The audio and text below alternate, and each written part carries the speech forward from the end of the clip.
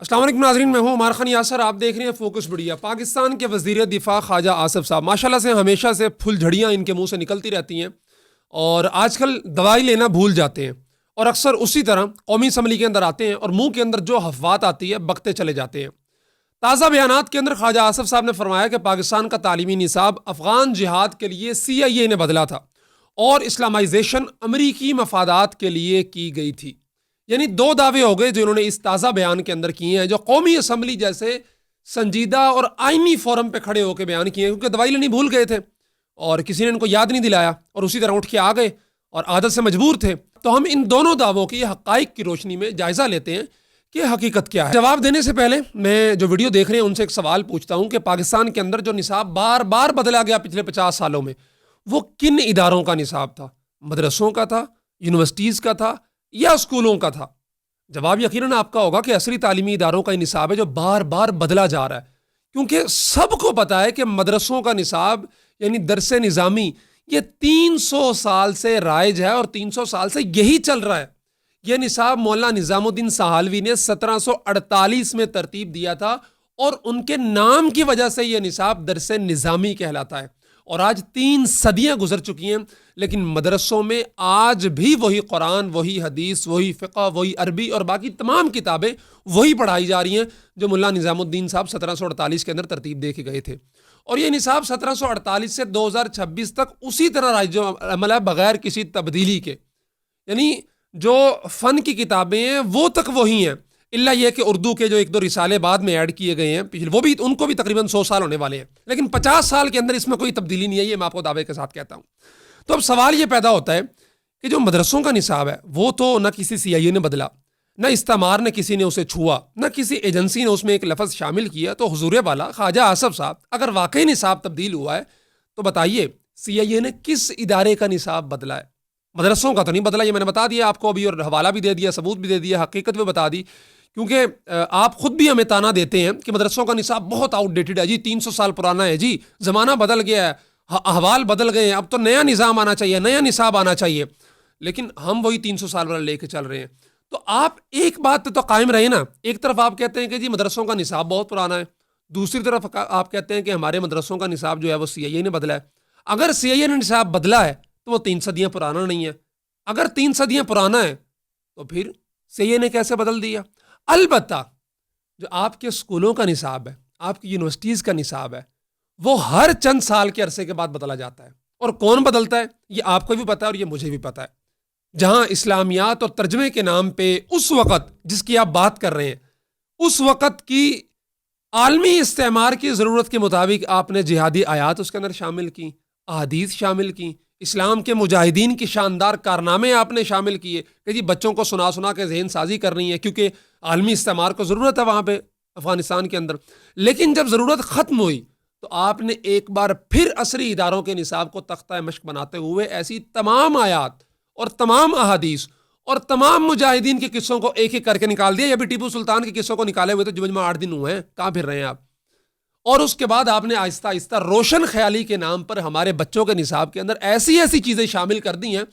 جو دین کی بنیادوں کو کمزور کر رہی ہیں۔ آپ خود ہی، میں جو ویڈیو دیکھ رہے ہیں ماشاءاللہ سمجھدار لوگ ہوں گے یقیناً، آپ خود کسی بھی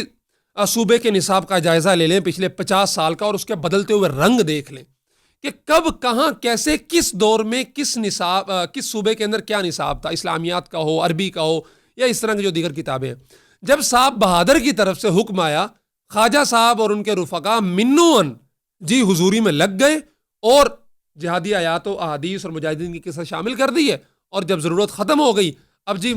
یہ دہشت گرد ہو گئے جو مجاہدین تھے، اور جی اب ہم نے روشن خیالی کی طرف جانا ہے، تو ساری چیزیں نکال دی گئی۔ خواجہ صاحب کتنے پھر دے ہو، کہڑا CIA دا نصاب مدرسہ نے تبدیل کیتا ہے؟ آپ کے عصری تعلیمی اداروں کا نصاب تبدیل ہوا اور آپ نے تبدیل کیا، تو دوش ہمیں کیوں دے رہے ہیں؟ قومی اسمبلی کے اندر کھڑے ہو کے آپ کس سے شکوہ کر رہے ہیں،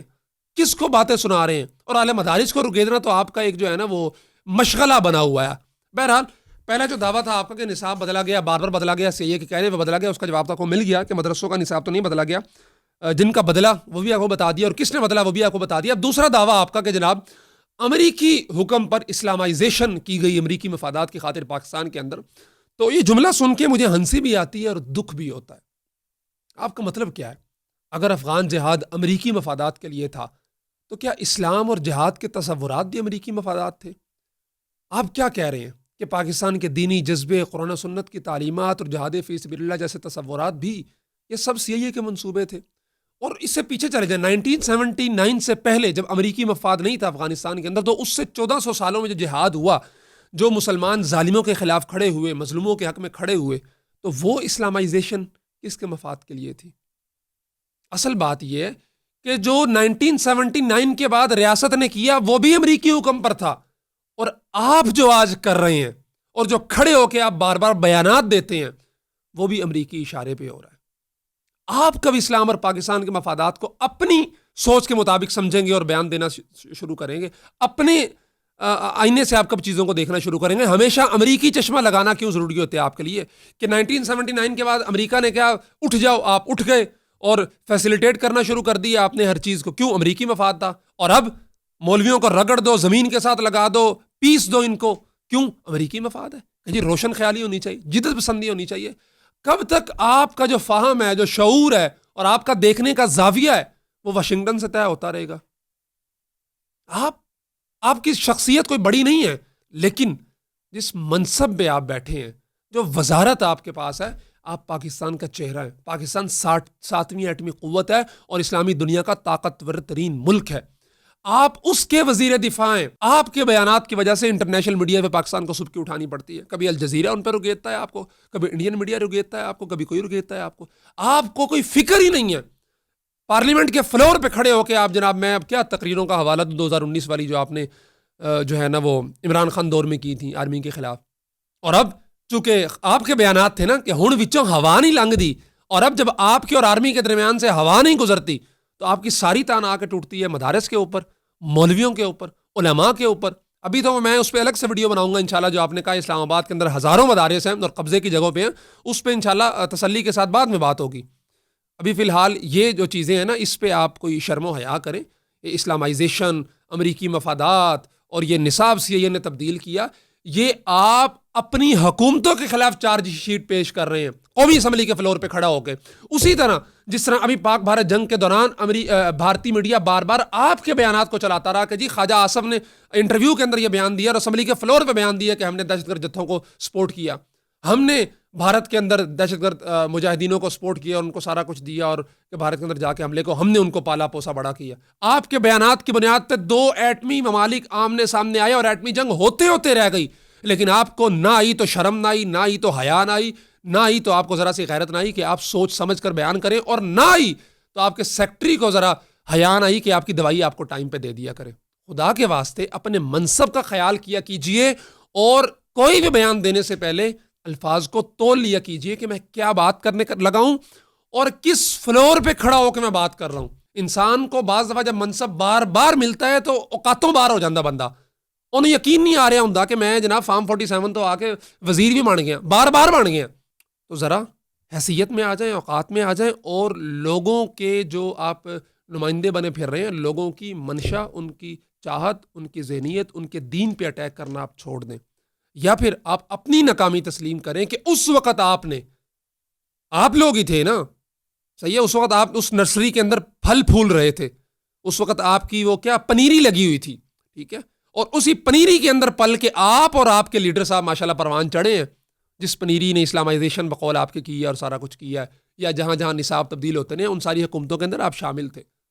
79 سے اگر شروع کریں، 85 کے بعد تو مسلسل آپ رہے ہیں، نواز شریف صاحب بھی رہے ہیں، باقی حکومتیں بھی مشرف کو نکال کے،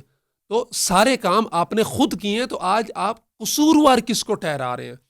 طنز کس پہ کر رہے ہیں، نشانہ کس پہ باندھ رہے ہیں؟ تھوڑا سا ایک بٹن کھولیں اور گربان کے اندر جھانکیں، پھر سمجھ میں آئے گی آپ کو آپ کی حیثیت بھی اور آپ کو آپ کے کرتوت بھی، اور امید ہے کہ آئندہ آپ کچھ خیال کریں گے، کچھ سوچیں گے، اور کوئی بھی بیان دینے سے پہلے اپنے منصب کی توقیر کا لازمی لحاظ رکھیں گے۔ جزاکم اللہ خیرہ۔